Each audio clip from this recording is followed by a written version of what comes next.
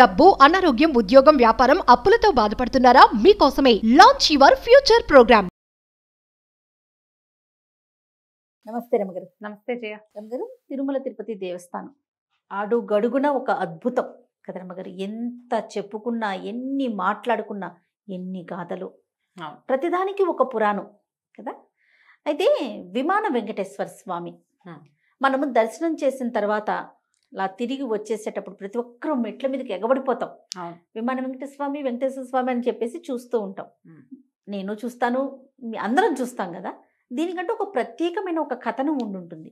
అసలు విమాన వెంకటేశ్వర స్వామి ఏంటి? లోపల పెద్ద ఆయన ఉన్నారు, ఈయనకి కూడా అదే వెంకటేశ్వర స్వామి, కాకపోతే విమాన వెంకటేశ్వర స్వామి.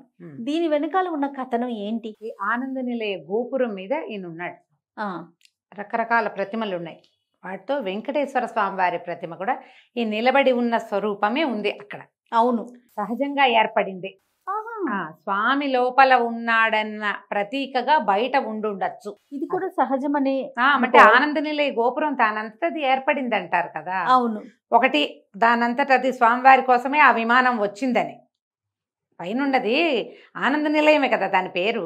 దేవాలయం పైభాగంలో ఉన్నటువంటి అది తన స్వామివారు ఎట్లా తనంతట తను శిలగా మారి మన కోసం నిలబడ్డాడు, అలాగే ఆయన్ని సేవించడానికి వచ్చినటువంటి యక్షగంధర్వ కిన్నర కిపురుష దేవాది బ్రహ్మాది దేవతలందరూ కలిసి ఆ విమానాన్ని ఆయన కోసం ఏర్పరిచారు.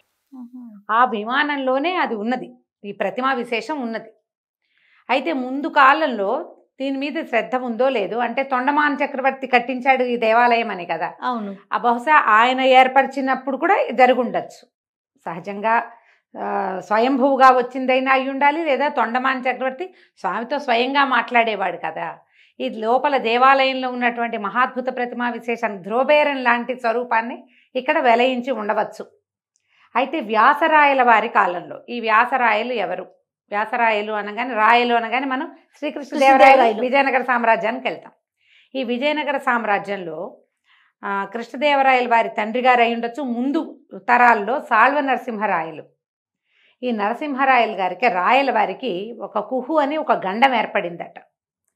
కొంత సమయం పాటు ఆయనకి గండం ఉంది. ఆ గండ కాలంలో ఆయన రాజుగా ఉండకూడదని తమకి ఆస్థాన వాళ్ళకి అంటే గురువులైనటువంటి వ్యాసతీర్థుల వారిని తాత్కాలికంగా రాజుగా చేశారు. చాలా కొన్ని గడియల పాటేట. ఆయన పేరు వ్యాసతీర్థులు. అంటే సింహాసనం మీద ఆసక్తి లేని ఒక మహానుభావుడిని కాసేపు ఎవరినైనా రాజుగా చేస్తే వాడిని కింగ్ని అయిపోతానని అండు, అంతే కదా. అందుకని గురువుని తీసుకెళ్ళి రాజుని చేశారు. ఆయనకి అప్పటి నుంచి తర్వాత ఆయన తను దిగి రాజుగారిని మళ్ళీ ఎక్కించారు. ఆ కాసేపు రాజు అయినటువంటి వ్యాసతీర్థుల వారిని వ్యాసరాయల వారు అనేవారు. ఈ వ్యాసరాయలు బ్రహ్మాండమైన వ్యక్తి, చాలా అద్భుతమైన చరిత్ర కలిగిన వారు. అయితే ఆయన ఆంజనేయోపాసకులు.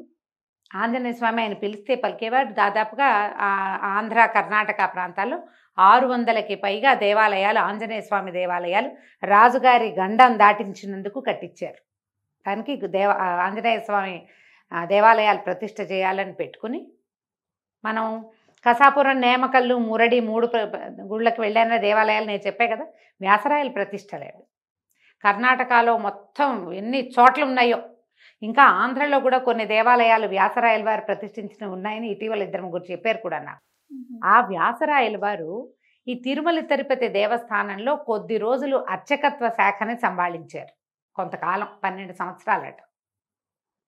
అప్పుడు ఎందుకు వచ్చింది? వైఖాన సాగమాన్ని ముందుకు తీసుకెళ్లేటువంటి అర్చకల పరంపరలో పెద్దవారు గతించారు. ఆయన తర్వాత ఆ స్థానం స్వీకరించవలసిన వాడు బాలుడవటం వల్ల, చిన్నపిల్లాడవటం వల్ల ఆయన ఒక 12 సంవత్సరాల పాటు ఈ ప్రధాన అర్చక పదవిని పోషించారు. అక్కడ ఉన్నారు తిరుమల తిరుపతి దేవస్థానంలో, తిరుమల కొండ మీద ఉండేవారట. ఆ కాలంలో ఆయన ఈ విమాన వెంకటేశ్వర గోపురం మీద, విమానం మీద, ఆనంద నిలయ విమానం మీద కనపడుతున్నటువంటి ఈ వెంకటేశ్వర స్వామి వారి ప్రతిమకి ప్రాణ ప్రతిష్ఠ చేశారు. ఇది ఎందుకు చేశారు అంటే, ఒకవేళ లోపల స్వామివారిని దర్శించలేని అగత్యం ఎవరికైనా అయితే విమాన వెంకటేశ్వరుని దర్శించిన లోపల స్వామివారిని చూసిన ఫలితమే లభిస్తుందని ఈ పని చేశారని ఒక కథనం. దీంతోపాటు ఇంకొక గాథ కూడా చెప్తారు. 2-3 పుస్తకాల్లో చూశాను నేను. కాకపోతే దాన్ని బలపరిచేటట్టుగా పెద్దగా ఆధారాలు లేవంటారు. కానీ ఒకటి జరిగింది. ఆ కాలంలో ఉన్న అర్చకులలో ఒకరు స్వామివారి ఆభరణాలు ధరించారట.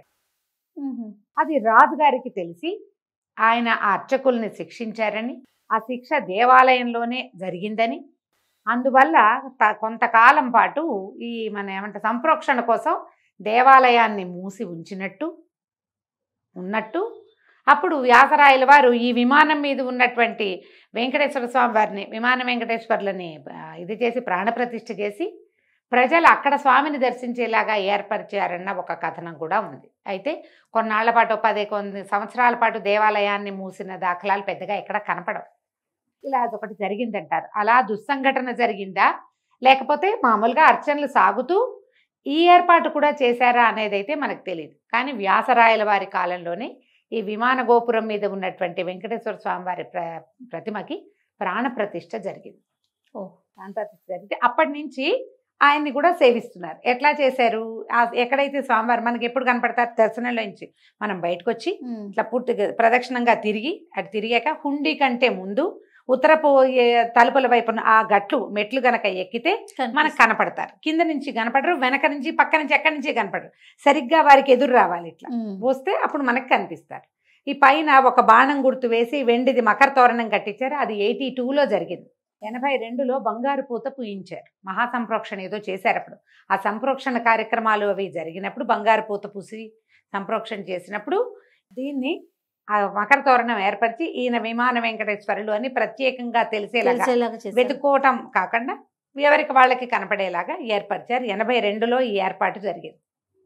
కానీ ఈ ప్రాణప్రతిష్ఠ కార్యక్రమం రాయల వారి కాలం నాటిదే, వ్యాసరాయల వారి చేశారని చెప్తారు. అయితే ఇప్పుడు ప్రాణప్రతిష్ఠ చేస్తే సాధారణంగా ఏం చెప్పుకుంటాం మనం, ప్రాణప్రతిష్ఠ చేస్తే ప్రత్యేకంగా నివేదన అవన్నీ అర్చన జరుగుతాయి. ఇక్కడ తిరుమలలో విధానం ఏమిటంటే ఏకమూర్తి పూజా విధానం. అన్ని స్వామివారే, అన్ని ఆయనకి. లోపల చాలా ప్రతిమ విశేషాలని మనం కొన్ని కథలు చెప్పుకున్నాం కదా. లోపల రాముల వారు ఉన్నారు, తర్వాత ఒక కృష్ణుడు ఉన్నాడు, ఉగ్ర నరసింహమూర్తి, ఉగ్ర వెంకటేశ్వర స్వామి ఒక ఆయనాడు, ఉగ్ర శ్రీనివాసమూర్తి ఉన్నాడు లోపల. వాళ్ళు ఎవ్వరికీ విడిగా నివేదనలు ఉండవు. స్వామివారికి నివేదన చేసిందే అందరికీ నివేదన. ఈయన కూడా విమాన వెంకటేశ్వర స్వరూపంలో ఉన్న స్వామివారికి కూడా లోపల స్వామివారికి నివేదననే వీరికి కూడా చూపిస్తారు. అక్కడ తిరుమలలో ఎలా చేస్తారంటే మొట్టమొదట స్థాయి తిరుమలలో కొండ మీద వెంకటేశ్వర స్వామి వారికి ఆశ్రయం ఇచ్చిన వరాహ స్వామి వారికి మాత్రమే ప్రత్యేక నివేదన. తొలి దర్శనం వారిది కదా. మనం మొదట ఆయన్ని చూడాలనుకుంటాం, ఈయన చూశాక పెద్ద ఆయన్ని చూడాలి, అది వరస. ఆయనకి విడి నివేదన ఉంది. కానీ ఇంకా తిరుమలలో స్వామివారి దగ్గర లోపల వేంచేసి ఉన్న ఏ స్వరూపానికి విడి నివేదనలు చేయరు. స్వామివారిదే అందరికీను అన్నమాట. అయితే ఈ ఎదురుకుండా విమాన వెంకటేశ్వర స్వామి ఎదురుకుండా గట్టు ఉంది కదా, వేదపారాయణ చేస్తారు. అక్కడ వేదపారాయణలు చేయటము, కొన్ని సాంప్రదాయాలని పాటించే వాళ్ళు ఖచ్చితంగా అక్కడ వచ్చి కూర్చుని ముందు ఈయనకి నివేదిస్తేనే అది లోపలికి చేరుతుందని అక్కడ వేదపారాయణదారులే ఉంటారు ఆ గట్టు మీద. పొద్దునే సమయం ఉంటుంది కదా పారాయణ సమయం, అప్పుడు అక్కడ కూర్చునే పారాయణ చేస్తారు. ఇప్పుడు మనం ఇలా తిరిగి వెళ్ళినప్పుడు ప్రాణప్రతిష్ఠ చేయబడిన స్వామి ఉన్నప్పుడు వారిని చూడాలి, మనం తిరిగి వెళ్ళిపోకూడదు.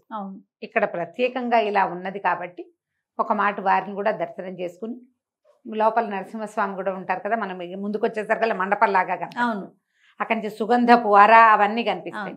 ఇవన్నీ దర్శనం చేసుకుంటూ బయటికి రావాలి మనం. విమాన వెంకటేశ్వర స్వామి వారిది ప్రత్యేకంగా చూడవలసిన దర్శనంగా భావించి చూడాలి. ఒకవేళ మనం లోపలికి వెళ్ళాం, సమయం లేదు, కుదరలేదు, దర్శనం లభించలేదు, ఒకవేళ ఆ సమయానికి మనమే కొంతమంది లోపలికి వెళ్తారా, ఇలా కళ్ళు మూసుకుంటారు, దర్శనం లభించదు, ఈ లోపల కదలండి నడవండి అంటారు. జనం ఒత్తిడి తోపుడు ఎక్కువగా ఉంటుంది, జనం ఉంటారు కదా, అప్పుడు ఏదో అసంతృప్తి ఉంటుంది, మనం బాగా చూడలేదు. ఆ అసంతృప్తి విమాన వెంకటేశ్వర స్వామి దర్శనంతో తొలగిపోతుంది. దర్శన ఫలితం పూర్తిగా లభిస్తుంది. కాబట్టి వారిని ప్రత్యేకంగా దర్శించుకుని ఒక నమస్కారం చేసుకుంటే సరిపోతుంది. నమస్తే. నమస్తే.